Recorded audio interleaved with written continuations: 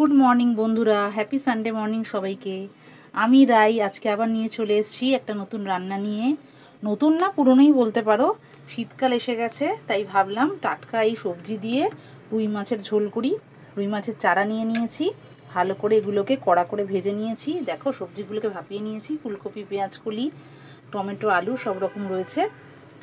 তো ভাবলাম এই ফুলকপি, আলু, টমেটো সব দিয়ে রুই মাছের ঝোল বানাই, চারা মাছের ঝোল বানাই।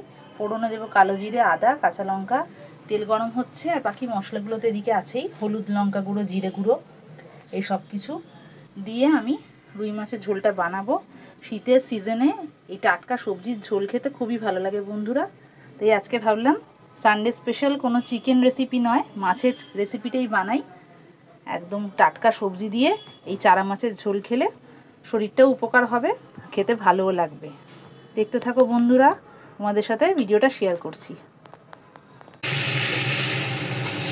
এই যে দেখো বন্ধুরা, কালো জিরে, কাঁচা লঙ্কা, আদা ফোড়নটা দিয়ে আর সমস্ত সবজিগুলো, ফুলকপি, পেঁয়াজ কুলি, কড়াইশুঁটি, টমেটো, আলু সব দিয়ে ভাজা ভাজা করছি।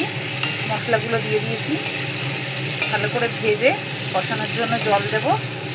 একটু একটু করে জল দিতে থাকবো। খুবই ভালো লাগে শীতকালে এই সিজনাল সবজি দিয়ে মাছের ঝোলটা, খুবই ভালো লাগে।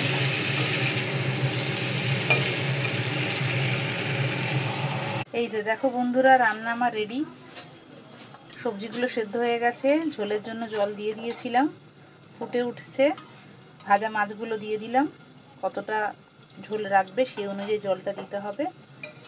দিয়ে দিলাম জাস্ট শেষে গার্নিশিংয়ের জন্য উপর থেকে ধনেপাতা কুচি ছড়িয়ে দেব, এতে টেস্টটা আরও ভালো হবে।